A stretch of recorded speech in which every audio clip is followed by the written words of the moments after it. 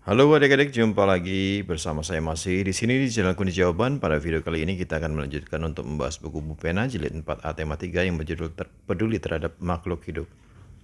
Untuk mempersingkat waktu langsung saja adik-adik dibuka bukunya halaman 166. Di sana ada tes tertulis subtema 1, muatan IPA terdahulu ya adik-adik ya. Nomor 1 saya baca. Bagian tumbuhan ini berfungsi untuk menyerap air dan zat hara dari dalam tanah. Bagian tumbuhan yang dimaksud adalah jawabannya adalah A. Akar.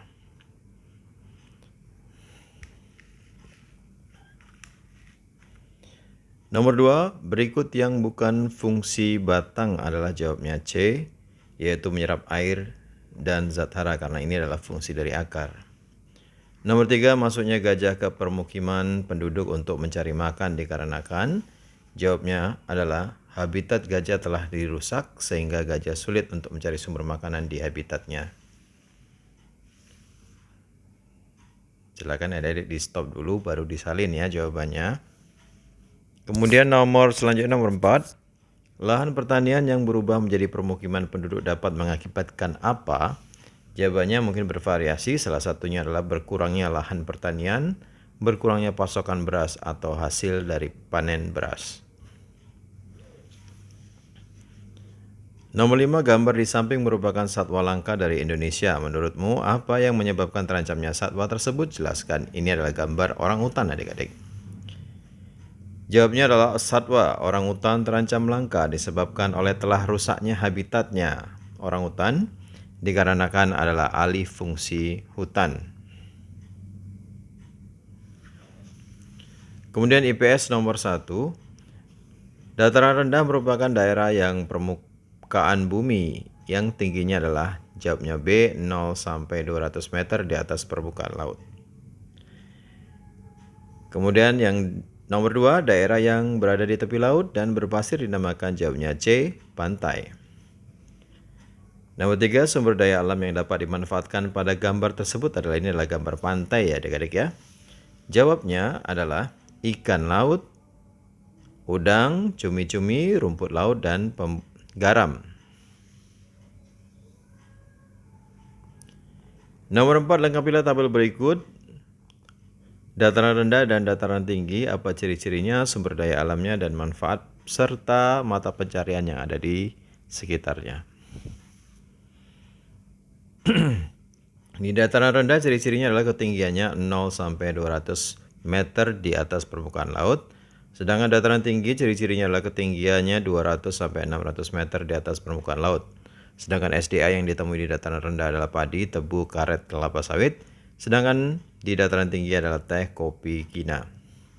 Manfaat dari dataran rendah adalah perkebunan, untuk peternakan, perumahan, dan perindustrian.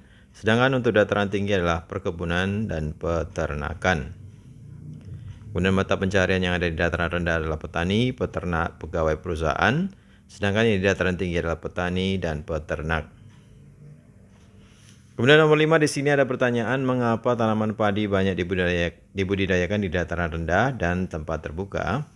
Menurut saya, jawabannya adalah karena suhu udara di dataran rendah hangat sehingga cocok untuk pertumbuhan tanaman padi, dan di tempat terbuka karena untuk mempermudah pengairan dan pencahayaan matahari.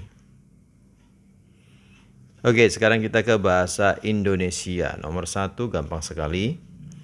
Kegiatan tanya jawab antara pewawancara dan narasumber untuk memperoleh informasi tertentu disebut jawabnya A. Wawancara. Nomor 2, perhatikan dialog wawancara berikut. Pewawancara narasumber, saya menemukan dompet terjatuh tersebut di Jalan Angsa nomor 5. Kalimat tanya yang tepat untuk jawaban di atas adalah jawabnya B, yaitu di mana Bapak menemukan dompet tersebut. Nomor 3, kata tanya yang tepat untuk mengetahui waktu terjadinya suatu peristiwa, jawabnya adalah kapan. Nomor 4, perhatikan gambar berikut untuk menjawab soal nomor 4 dan 5. Nomor 4, siapa narasumber yang harus diwawancarai untuk mengetahui informasi tentang tempat tersebut? Ini adalah sawah ya adik-adik ya. Jawabnya berarti petani. Nomor 5, buatlah kalimat tanya untuk narasumber berkaitan dengan gambar tersebut. Jawabannya pasti bervariasi adik-adik, silakan kalau berkenan dengan jawaban saya silakan disalin. Bagaimana cara mengolah pengairan di sawah ini, Pak? Sekarang PPKN nomor 1. Sebelum menuntut hak kita harus melaksanakan, jawabannya adalah B, kewajiban. Perhatikan gambar berikut untuk menjawab soal nomor 2 dan nomor 3. Ini adalah gambar seorang anak sedang membersihkan sampah-sampah daun yang jatuh ya adik-adik ya. Nomor 2, tindakan yang dilakukan anak tersebut termasuk, jawabannya adalah yang A, melaksanakan kewajiban. Nomor 3, tuliskan hak yang dapat diperoleh anak tersebut setelah melakukan kegiatan pada gambar. Jawabannya adalah ini nomor 3, mendapat lingkungan yang bersih, mendapat udara yang segar, dapat tinggal dengan nyaman. Nomor 4, Udin dan ayah menanam tanaman di halaman rumah. Tindakan tersebut menunjukkan kepedulian mereka terhadap, jawabannya adalah lingkungan sekitar. Nomor 5, mengapa kita harus melaksanakan kewajiban sebelum menuntut hak? Mengapa ya? Menurut saya jawabannya adalah karena jika kita tidak melakukan kewajiban, maka kita juga tidak akan mendapatkan hak kita. Contohnya, jika kita tidak melakukan kewajiban mengerjakan tugas dari guru, kita juga tidak akan mendapatkan hak, yaitu berupa nilai dari guru. Silakan adik-adik bisa menyalinya sampai di sini aja. Kemudian matematika adik-adik di halaman 168. Nomor 1, pembulatan bilangan desimal 3,76 ke satuan terdekat, berarti satu angka aja ya adik-adik ya. Ini karena 76 sudah lewat dari 50, berarti 76 ini dekat ke 1. Atau ke 1, berarti 3 ditambah 1 sama dengan 4, jawabannya adalah D. Kemudian nomor 2, pembulatan bilangan 2 3/7 ke satuan terdekat adalah 3/7 ini dekat dengan 0 adik-adik, berarti 2 ditambah 0 sama dengan 2, jawabnya yang A. Nomor 3, pembulatan bilangan persen 43%, 57%, dan 68% ke puluhan terdekat berturut-turut, yaitu 43 menjadi 40%, 57 menjadi 60%, dan 68 menjadi 70%, jawabnya seperti ini.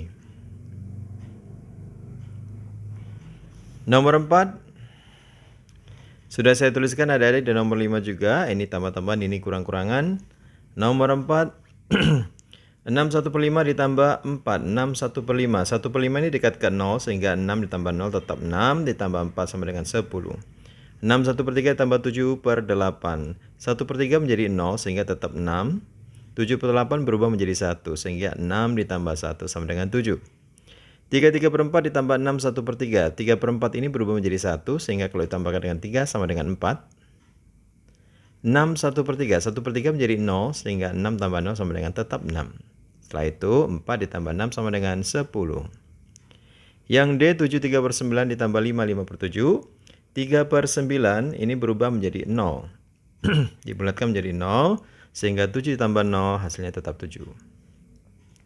Sedangkan 5 5/7. 5/7 ini dekat ke 1 adik-adik, berubah menjadi 1, sehingga 5 ditambah 1 sama dengan 6. Lalu ditambahkan tadi 7 ditambah 6 sama dengan 13.